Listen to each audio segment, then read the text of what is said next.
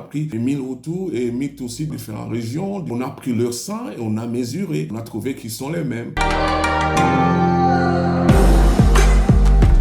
Vous allez m'excuser avec mon français. Question que vous demandez, il faut savoir qu'au Burundi, au Rwanda, il n'y a pas des ethnies. Il y a des études scientifiques qui ont été faites par beaucoup d'experts internationaux au Rwanda qui voulaient savoir pourquoi les gens s'entretuent tellement. Ils ont trouvé les évidences scientifiques qui montrent que les Hutus et les Tutsis sont tous des Bantous. Ils ont le même DNA. Alors cela réécrit tout ce qui s'est passé avec ce qu'on a mesuré avec des lattes en 1920. Il faut savoir que les études scientifiques sont très très importantes parce que la science est une connaissance qui nous permet de connaître ce que c'est une erreur et ce que c'est une vérité. Puisque la vérité et l'erreur, ce sont des éléments intangibles qui existent. Et la science est prouvée très efficace en créant par exemple un avion qui s'envole avec des tonnes contre la gravité, créer des médicaments, etc. Alors lorsque la science dit que les Hutus et les Tutsis sont les mêmes, il faut croire en soi. Les évidences scientifiques sont basées sur la répétibilité des expérimentations au lab. S'il y a autre chose, ce qu'on appelle les évidences historiques. Les évidences historiques sont basées sur les archives et les témoins pour connaître la vérité. Ces évidences sont aussi très importantes. Et vu qu'on nous a dit par exemple les Hutus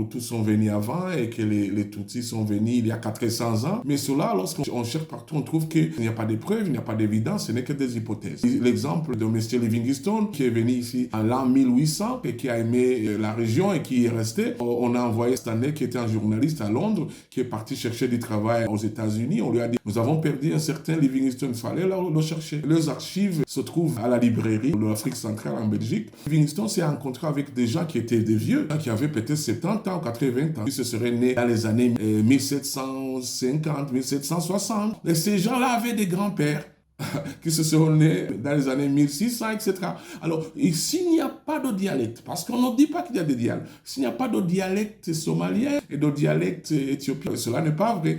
Les Tutsis ne sont pas venus de là-bas. C'est absolument impossible. D'ailleurs, la science le montre que tous les Tutsis sont les mêmes. Autre chose, c'est ce qu'on appelle les évidences culturelles. Est-ce que le mot Hutu, c'est quoi? Le mot Hutu, ça a un sens. Le mot Tutsi, c'est quoi? Ça a un sens culturel. C'est une danse, c'est quoi? Ça n'a pas de sens culturel.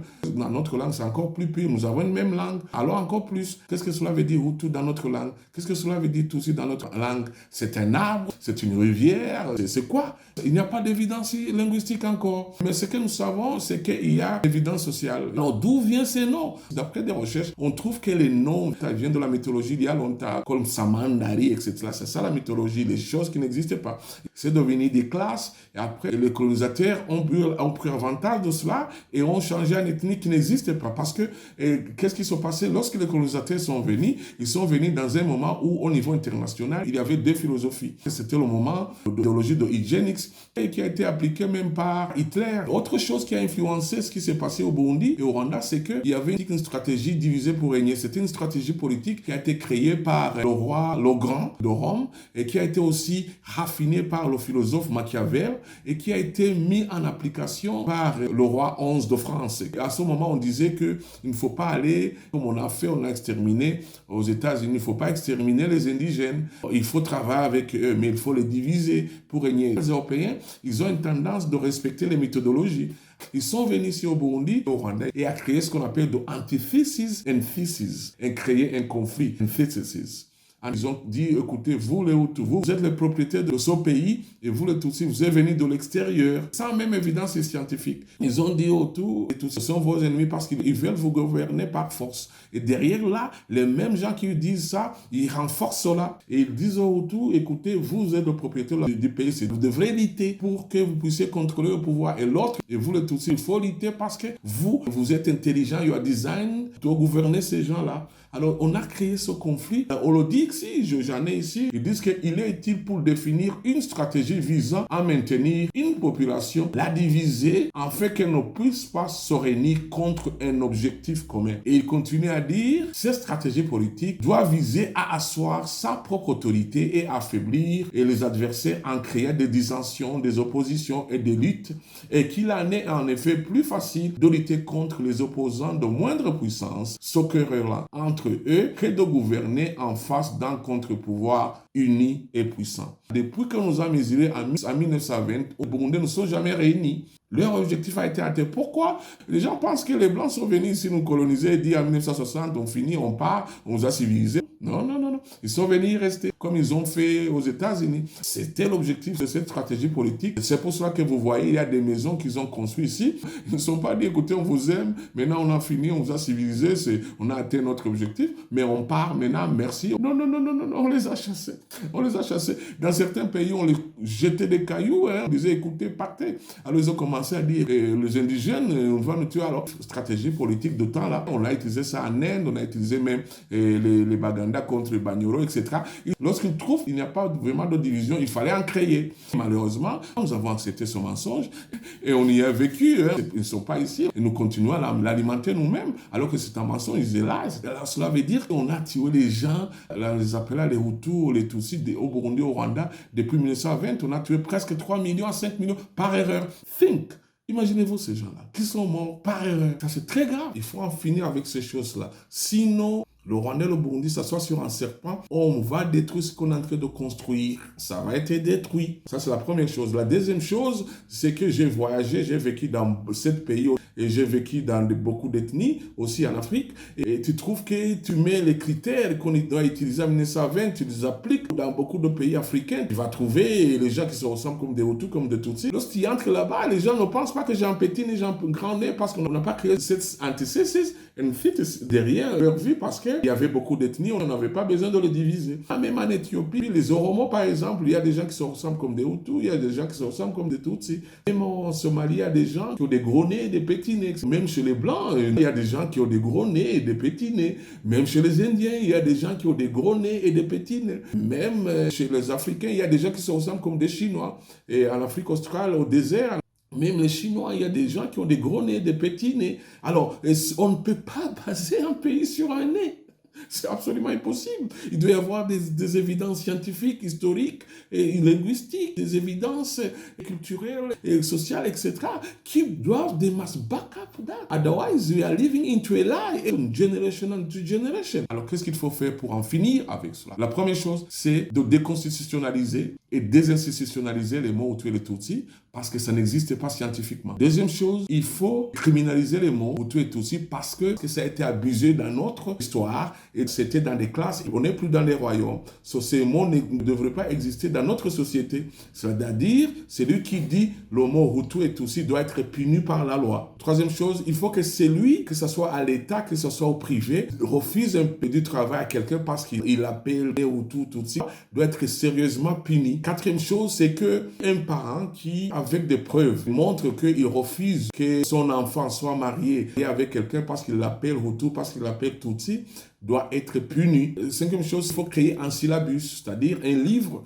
et pour que depuis 6e primaire, nos enfants puissent apprendre qu'on a tué autour de 3-5 millions de personnes, que ce soit au Burundi, au Rwanda, par erreur, que les mots Hutu et Tutsi n'existaient pas scientifiquement. C'est une erreur, c'est un mensonge. Et les enfants vont commencer à grandir, à créer une nouvelle société. Ça, c'est très, très important. Il faut commencer à partir de 6e ou 5e primaire. Pourquoi? Pour contrecarrer les parents qui leur disent des choses à la maison. Parce qu'il y a une force négative à la maison. Les gens qui en fait sont nés avant 1970, j'en ai pas confiance. Je parle ici aux jeunes. Vous avez un Burundi, au Rwanda, ce sont des bons pays, des pays riches. On doit créer une nouvelle société. De façon de les autres créer notre société qui est basée sur une erreur, sur un mensonge. Il faut renverser cela, créer une nouvelle société qui est créée sur la vérité scientifique. Sixième chose, là, il faut pas m'attaquer. J'essaie d'être plus objectif que possible. Et cela veut dire logiquement qu'en 1972, il n'y a pas de génocide contre les Hutus parce qu'il n'y a pas de Hutus à être génocidés logiquement et scientifiquement. Enfin, il n'y avait que des Burundais. Il n'y a pas eu de génocide contre les Tutsis en 1994 au Rwanda parce que logiquement, il n'y avait pas de Tutsis à génocider et scientifiquement. Il faut pleurer à ces gens-là. Il faut créer une journée, que ce soit au Burundi, que ce soit au Rwanda. On dit pardon aux gens qu'on a tués par erreur. Il faut dire nous nous sommes tués nous-mêmes par erreur. On voit très clair que la paix existe au Rwanda, au Burundi, parce que les dirigeants actuels ont lutté vraiment pour cette paix.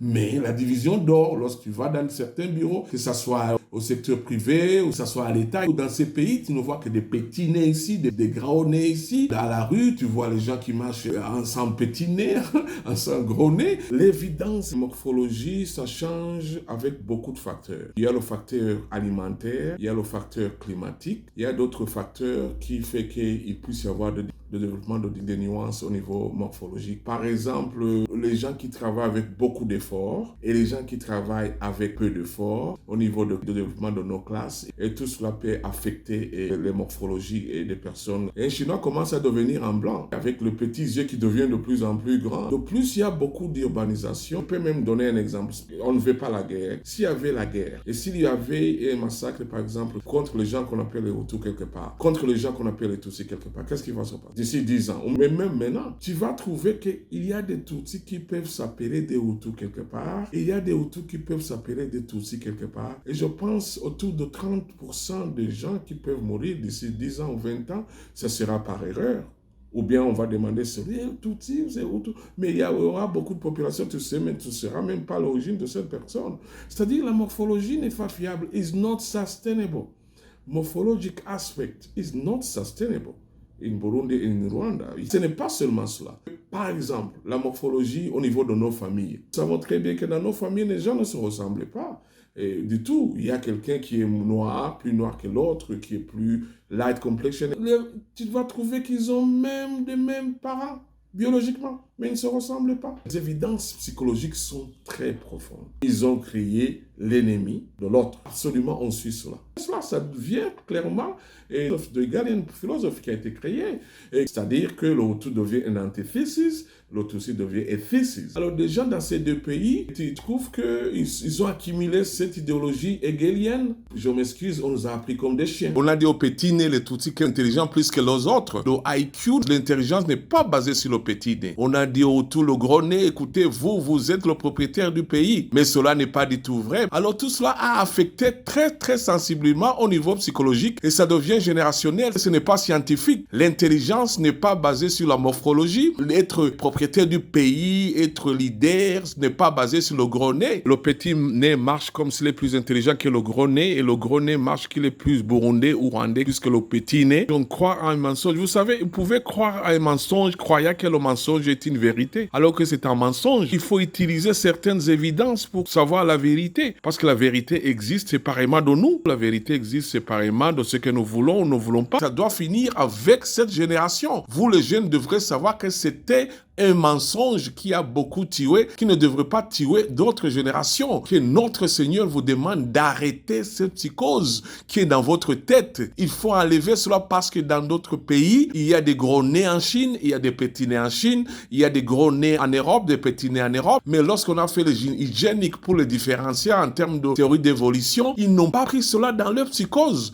Que tu sois le petit nez, le gros nez, tu es intelligent, tu es propriétaire du pays, ça suffit. Et c'est cela qui nous bloque. Il faut arrêter cela au Rwanda, au Burundi, s'il vous plaît. Et maintenant, on est en train d'exporter cela à l'extérieur de notre pays. C'est malheureux au XXe siècle. Toutes ces évidences montrent très clairement que c'est psychologique. Ce n'est pas culturel, ce n'est pas linguistique, ce n'est même pas politique. Même si on dit que ce sont des politiciens qui amènent des divisions, ce n'est pas du tout vrai. Habyarimana n'a pas vraiment tué ce qu'on appelle les Tutsis au Rwanda. Micombero n'a pas tué ce qu'on appelle les Hutus au Burundi. Bien sûr, il a décidé. Mais si tu vois très loin, c'est que c'est nous, la communauté burundaise et la communauté rwandaise, qui fait naître le Micombero et qui fait naître le Habyarimana. C'est la communauté. Ils grandissent à partir de nos familles. Ils attendent même maintenant, ils attendent ce que nous vous disons. Alors, si demain tu vois un Habyarimana 2, si tu vois demain un Micombero 2, ne sois pas surpris.